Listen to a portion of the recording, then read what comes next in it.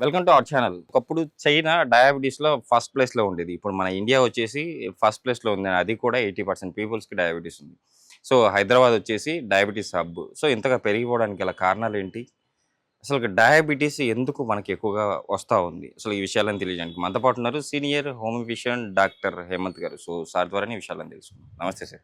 నమస్కారం అండి. Sir, diabetes ప్రతి ఒక్కరి ఇంట్లో మినిమమ్ ఒక పేషెంట్ అయితే ఉంటారు. సో, ఇలా ఇంతగా పెరిగిపోవడానికి గల కారణాలు ఏమై ఉండొచ్చు? డయాబెటీస్ రావడానికండి ముఖ్య లక్షణాలు గనక చూసుకుంటే, డయాబెటీస్‌లో టైప్స్ ఉంటాయి. టైప్ 1 డయాబెటీస్ అని, టైప్ 2 డయాబెటీస్ అని, జెస్టేషనల్ డయాబెటీస్, జోవలైన్ డయాబెటీస్ ఇలా డయాబెటీస్‌లో చాలా రకాలున్నాయి. ఇప్పుడున్న కండిషన్‌లో డయాబెటీస్ అనేది చాలా వరకు ఫ్రీక్వెంట్‌గా అందరికీ వచ్చేస్తుంది. ఓకే. దేనికి అంటే ఇప్పుడున్న వాళ్ళందరూ డెస్క్ జాబ్స్ ఎక్కువైపోయినాయండి. అంతకుముందు శారీరక శ్రమ ఎక్కువగా చేసేవాళ్ళు. అంటే ఎంత ఆహారం తిన్నా శారీరక శ్రమ ఎక్కువగా ఉండేది. అంటే లైఫ్ స్టైల్ వచ్చి చేంజ్ అయిందంటారు. లైఫ్ స్టైల్ చేంజెసే 90% డయాబెటీస్ రావడానికి మేజర్ రీజన్ అండి. డయాబెటీస్ కూడా మెటబాలిక్ డిజార్డర్. మెటబాలిక్ డిజార్డర్ అంటే ఏంటంటే మనం ఏదైనా ఆహార పదార్థం తీసుకుంటే అది బర్న్ అయ్యి బాడీలోకి క్యాలరీస్ని కనుక ఇవ్వాలి. ఇది జనరల్ మెటబాలిజం. ఈ మెటబాలిజంని మెటబాలిక్ డిజార్డర్ కింద అవుతుంది. అంటే ఏంటి, ఎంతైతే ఆహారం తీసుకున్నామో దానంత క్యాలరీస్ ఇవ్వలేకపోవటం. ఎక్కువ ఆహార పదార్థాలు తీసుకోవటం, అది బాడీకి కావాల్సినంత బర్న్ చేయకపోవటం. దీనివల్ల మెటబాలిక్ డిజార్డర్స్ అనేది డెవలప్ అవుతూ ఉంటుంది. దీనివల్ల అంటే ఎక్కువ ఆహారం తీసుకోవటం, తక్కువ ఖర్చు చేయటం, ఇన్పుట్ ఎక్కువగా ఉంటుంది, అవుట్పుట్ తక్కువగా ఉంటుంది. దీనివల్ల లైఫ్ స్టైల్ చేంజెస్ వల్లే డయాబెటీస్ అనేది చాలా వరకు ఎక్కువగా ఉంటుంది. ఈ డయాబెటీస్‌ని అంటే ఇప్పుడు మెటబాలిజం డిజార్డర్ అని చెప్పేసి అంటున్నారు కదా! ఆర్డర్‌లో పెట్టుకోవాలంటే ఏం చేయాలి? ఈ డయాబెటీస్‌ని ఈ మెటబాలిక్ డిజార్డర్‌ని మనం కంట్రోల్‌లో చేసుకోవాలంటే అండి, ఒకటి మనం కన్సిడర్ చేసుకోవాలి. ఒకటి డయాబెటీస్‌ని మనం కన్సిడర్ చేయాలంటే గ్లైసిమిక్ ఇండెక్స్ అన్న దాని గురించి మనం తెలుసుకోవాలి. ఓకే. గ్లైసిమిక్ ఇండెక్స్ అంటే ఏంటంటే, మనం ఏదైనా ఆహారం మనం బాడీలోకి తీసుకుంటే ఎంత తొందరగా, ఎంత స్థాయిలో రక్తంలో కరుగుతుంది, ఎంత షుగర్‌ని రిలీజ్ అవుతుంది అన్న దాన్ని బట్టి గ్లైసిమిక్ ఇండెక్స్ అంటారు. అంటే మనం ఏదైనా ఆహార పదార్థం మనం తీసుకుంటే బాడీలో షుగర్ లెవెల్స్ ఎంత టైంకి రిలీజ్ అవుతుంది, ఎంత మోతాదులో రిలీజ్ అవుతుందా అని గ్లైసిమిక్ ఇండెక్స్ అంటారు. ఓకే. ఇది 70 కన్నా ఎక్కువగా ఉంటే దీన్ని కొలవడానికి ఒక పరిమితిని గ్లైసిమిక్ ఇండెక్స్ అంటారు. ఇది 70 కన్నా ఎక్కువగా ఉందనుకోండి, 70 అబోవ్ అంటే high amount of glycemic index అంటారు. సరే, ఓకే. అంటే డయాబెటీస్‌ని కంట్రోల్‌లో ఉంచుకోవడానికి మీరు చెప్పిన గ్లైసెమిక్ ఇండెక్స్ అంటే యాక్చువల్లీ రైస్‌లో ఎంత ఉంటదో అట్ ద సేమ్ టైమ్ మన చపాతీ గోధుమల్లో కూడా సేమ్ నియర్లీ ఈక్వల్‌గా ఉంటది. బట్ కొంతమంది డాక్టర్స్ వచ్చేసి ఇది తినొద్దు, రైస్ మానేసి గోధుమలు తినండి, చపాతీలు తినండి అంటారు కదా! తగ్గించుకోవడానికి. బట్ 2 ఈక్వల్ అయినప్పుడు ఎందుకు డిఫరెన్షియేషన్ చేయాలి? రైస్‌లో గానీ, ఈ గోధుమల్లో గానీ ఏంటంటే గ్లైసిమిక్ ఇండెక్స్ దాదాపుగా ఒకేలా ఉంటుందండి. కా ఈ ఇంకా మీకు చెప్పాలంటే ఈ చపాతీల్లోని, గోధుమ పిండిలో ఉండే గ్లైసిమిక్ ఇండెక్స్, గోధుమ పిండిలో ఉండే గ్లూటెనే ప్యాంక్రియాస్‌లో, బీటా పెక్టోస్‌లో ఈజీగా అబ్జర్వ్ అయిపోతుంది. ఓకే. అంటే గోధుమలు తింటేనే ఎక్కువ అమౌంట్ ఆఫ్ షుగర్ లెవెల్స్ అనేది పెరుగుతూ ఉంటాయి. ఓకే. కాకపోతే ఈ రైస్‌ని తగ్గించండి, చపాతీలని పెంచండి అని దేనికి చెప్తారంటే, ఇండియన్స్ రైస్ క్వాంటిటీ ఎక్కువ తినడానికి మన మైండ్ సెట్ అలవాటు పడిపోయింది. ఈజీగా 1 కేజీ, హాఫ్ కేజీ రైస్ తింటేనే మనం రైస్ తిన్నాము అన్న సాటిస్ఫాక్షన్‌లోకి వెళ్ళిపోతున్నాం. అదే చపాతీలోకి వస్తే ఈ సౌత్ ఇండియన్స్ వాళ్ళు ఏమవుతుంది, చపాతీని రీప్లేస్ చేయండి అంటారు. వాళ్ళకి కూడా ఉంది కదా సార్ డయాబెటీస్. నార్త్ వాళ్ళలో కూడా డయాబెటీస్ ఎక్కువగానే వస్తుందండి. ఇందాక మనం మాట్లాడుతూ ఒకటే పద్ధతి. ఎక్కువ ఆహారం తింటున్నారు, తక్కువ పని చేస్తున్నారు. ఇది రీప్లేస్ చేయండి, ఉల్టా చేయండి. మన సౌత్ వాళ్ళకి ఏంటంటే రైస్ వద్దు, చపాతీ ఎక్కువ తినని అంటారు. అంటే చపాతీ ఎంత తింటారు మ్యాక్సిమం తింటే? 1, 2, 3. అంతేగాని రైస్ తిన్నంత అమౌంట్ చపాతీ తినరు కదా. ఇదే నార్త్ వాళ్ళని చూసుకోండి. నార్త్ వాళ్ళు రైస్ తినమంటే వాళ్ళు చపాతీలో 8, 9, 10 ఎక్కువ తినగలరు వాళ్ళు. ఎక్కువ తినగలరు, ఎక్కువ క్యాలరీస్ వస్తాయి. ఇదే వాళ్ళని రైస్ తినమని మనం చెప్పామనుకోండి, వాళ్ళు చపాతీ తిన్నంత ఇష్టంగా, హ్యాపీగా రైస్ తినలేరు. వాళ్ళు తినే క్వాంటిటీ తగ్గుతుంది, అంటే రైస్ తీసుకునే క్వాలిటీ తగ్గుతుంది. మనం చపాతీస్ అనేది తక్కువ తీసుకుంటూ ఉంటాం. ఇదేమవుతుంది, ఇన్పుట్ అనేది చాలా వరకు తగ్గుతుంది. అంటే తీసుకునే క్యాలరీసే తక్కువగా ఉంటే బాడీలో ఉండే షుగర్ లెవెల్స్ అనేది స్పైక్ అవ్వకుండా ఉండడానికి చాలా వరకు హెల్ప్ఫుల్గా ఉంటుంది. సరే, డయాబెటీస్ అంటే వచ్చే ముందు మనకి ఎలాంటి లక్షణాలు కనిపించవచ్చు? డయాబెటీస్లో ఏంటంటే ముఖ్యంగా లక్షణాలు కనుక చూసుకుంటే 3 సిమ్టమ్స్ని చూసుకొని డయాబెటీస్ ఉంది అని మనం చెప్పచ్చు.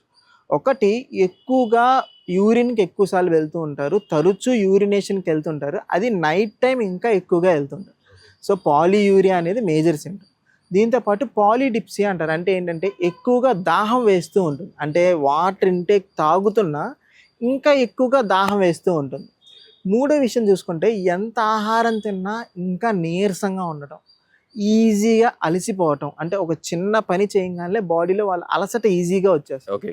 ముఖ్యంగా ఈ 3 లక్షణాలు గనక ఉంటే డయాబెటిస్ ఉంది అని మనం కన్సిడర్ చేయగలుగుతాం. సార్ హెచ్బిఏవన్సీ లెవెల్స్ మామూలుగా ఎంత ఉంటే మనకు నార్మల్‌లో ఉన్నట్టు డయాబెటిస్ సో పెరిగేదాన్ని మనం ఎలా గుర్తించాలి? ఎన్ని రోజులకోసారి హెచ్బిఏవన్సీ టెస్ట్ చేయించుకోవాలి? హెచ్బిఏవన్సీ టెస్ట్ ఏమవుతుందంటే అండి, 3 నెలల పాటు రక్తంలో చక్కెర స్థాయి ఎంతవరకు ఉంది, అంటే బ్లడ్‌లో షుగర్ వాల్యూ ఎంతవరకు ఉన్నదాన్ని మనం కన్సిడర్ చేస్తాం. ఓకే. అంటే ఏంటంటే హెచ్బిఏవన్సీ, హెచ్బి అంటే రక్తం శాతం, అంటే ఎర్ర రక్త కణాలు. ఎర్ర రక్త కణాల లైఫ్ స్పాన్ ఏంటంటే అండి 90 డేస్, అంటే 90 రోజుల పాటు బాడీలో గ్లూకోజ్ లెవెల్స్ ఎంత ఉంది ఏంటి అని చెప్పే టెస్ట్నే హెచ్బిఏవన్సీ అంటారు. హెచ్బిఏవన్సీ 5.5 బిలో ఉంటే నార్మల్ అండి. సో జనరల్గా 6 ఉన్న ప్రీ డయాబెటిక్ కండిషన్ అని కన్సిడర్ చేస్తూ ఉంటాం. అబోవ్ 6.5, 6, 7 ఉందంటే డయాబెటీస్ ఉంది కానీ కంట్రోల్లో లేదు అని చూసుకోండి. ఎప్పుడైతే 7 అబోవ్ 7, 8 వస్తుంది అంటే షుగర్ లెవెల్స్ మీ బాడీ ఎంత చేస్తున్నా కంట్రోల్ అవ్వట్లేదు అని మనం కన్సిడర్ చేస్తాం.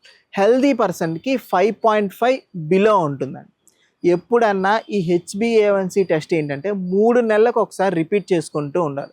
సో డయాబెటిక్ కండిషన్లో ఉన్న, ప్రీ డయాబెటిక్ కండిషన్లో ఉన్న, అంటే ఒక వ్యక్తికి షుగర్ వచ్చింది అనిపించినా, లేదు షుగర్లోనే ఉన్నారు, ఆన్ మెడికేషన్లో ఉన్నారు అని తెలిసిన 3 నెలలకు ఒకసారి హెచ్బిఏవన్సీ చేయించుకుంటే అది పెరుగుతుందా తగ్గుతుందా అన్న దాన్ని మనం చూసుకొని నెక్స్ట్ ఏం చేయాలని నియంత్రణ చేసుకోవచ్చు. సార్ ఇప్పుడు నేను డయాబెటీస్‌ని కంట్రోల్‌లో ఉంచుకోవాలనుకుంటున్నా. సో నాకుంది. నేనేం చేయాలి? సో డయాబెటీస్ని కంట్రోల్లో పెట్టుకోవాలంటే అండి, ముందుగా మనం చేయాల్సిన ఏంటంటే కార్బ్స్ని అవాయిడ్ చేయాలి, కార్బోహైడ్రేట్ని పూర్తిగా అవాయిడ్ చేయాలి. దీంతోపాటు ప్రోటీన్ ఎక్కువ తీసుకోవాలి, ఫైబర్ ఫుడ్ ఎక్కువ తీసుకుంటూ ఉండాలి. సో ఇందాక మనం మాట్లాడుకున్నట్టు గ్లైసిమిక్ ఇండెక్స్ తక్కువ ఉన్న ఆహార పదార్థాలు తీసుకోవాలి. తక్కువ ఉన్న ఆహార పదార్థాలు ఏమున్నాయి? ఫ్రూట్స్లో మనం చూసుకుంటే వాటర్ మెలన్, మస్క్ మెలన్, బత్తాయి జ్యూసు. సో ఇవన్నీ జ్యూసెస్లో తక్కువ ఉంది. పల్సెస్లో red dal, Bengal gram, so కందిపప్పు, మినప్పప్పు, వీటిలో కొద్దిగా మోతాదులో ఉంటుంది. Dry nuts, sunflower seeds, water melon seeds, బాదము, వీటిలో low amount of glycemic index ఉంటుంది, అంటే మనం తీసుకున్న అంత తొందరగా షుగర్ పెరగదు. వీటిలో ఏమవుతుందంటే గ్లైసిమిక్ ఇండెక్స్ తక్కువ ఉన్న ఆహార పదార్థాలు మనం ఎక్కువగా తీసుకుండాలి. గ్లైసిమిక్ ఇండెక్స్ ఎక్కువ ఉన్న ఆహార పదార్థాలు మనం అవాయిడ్ చేయాల్సిందంటే high amount of carbs. Rice high amount of carbs ఉంటాయి, potatoes high amount of carbs ఉంటాయి. ఇంకోటి ప్రాసెస్డ్ ఫుడ్స్, జంక్ ఫుడ్స్, వీటిలో న్యూట్రిషన్ వాల్యూ ఉండదు, ప్రిజర్వేటివ్స్ ఎక్కువగా ఉంటాయి, దీనిలో high amount of glycemic index ఉంటాయి. డీప్ ఫ్రైడ్ ఫుడ్స్, వీటిలో high amount of glycemic index ఉండేది. ఈ ఫుడ్స్ని అవాయిడ్ చేయాలండి. Okay sir. ఇప్పుడు అంటే డయాబెటీస్ కంట్రోల్‌లో ఉంచుకోవాలంటే ఈ ఫుడ్స్ తీసుకోవాలని చెప్పాను. పూర్తిగా రివర్స్ చేపించుకోవాలనుకుంటున్నాను. సో హోమియోపతిలో ఎలాంటి ట్రీట్మెంట్ అందుబాటులో ఉంది? హోమియోపతిలో ఏంటంటే చాలా బెస్ట్ రెమెడీస్ ఉన్నాయి. సో మనం డయాబెటీస్ చూసుకుంటే ఏమేమి టైప్స్ ఆఫ్ రెమెడీస్ ఉన్నాయి ఏంటని మనం మాట్లాడుకుంటే కొన్ని డ్రగ్స్ గురించి నేను చెప్తాను. యాసిడ్ ఫాస్ఫారిక్ యాసిడ్ అని ఒక డ్రగ్ ఉంటుంది. ఓకే. ఇందాక మనం చెప్పినట్టుగానే డయాబెటీస్ కానీ పాలియూరియా, అంటే అతిగా యూరిన్కి వెళ్ళటం, ఎక్కువగా దాహం వేయటం, దీంతోపాటు ఈ మందు యొక్క ముఖ్య లక్షణం ఏంటంటే వీక్నెస్ అండి. సో ఎనీథింగ్, వీళ్ళకి డయాబెటీస్ ఉంటుంది, కంట్రోల్ ఉండొచ్చు ఉండకపోవచ్చు, కాకపోతే వీక్నెస్ అనే కంప్లైంట్ ఎక్కువగా చెప్తారు.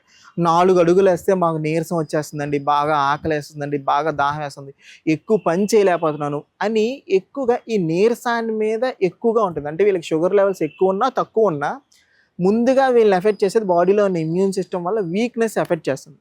ఇది యాసిడ్ పాస్ కింద మనం చూసుకుంటాం. సో షిజీజియం అని ఒక డ్రగ్ ఉంటుంది. దీనిలో యొక్క ముఖ్య లక్షణాలు ఎలా ఉంటాయంటే యూరిన్కి ఎక్కువసార్లు వెళ్ళటం, సో ఆకలి ఎక్కువగా వేయటం, చెమటలు ఎక్కువగా పట్టడం, ఇది ఈ డ్రగ్ యొక్క ముఖ్య లక్షణాలు. ఇలాగేంటంటే అండి, డయాబెటీస్ వస్తే అందరికీ ఇలాంటి సిమ్టమ్సే ఉంటాయి, ఇలాంటి మందులు ఉంటాయనే కాదు.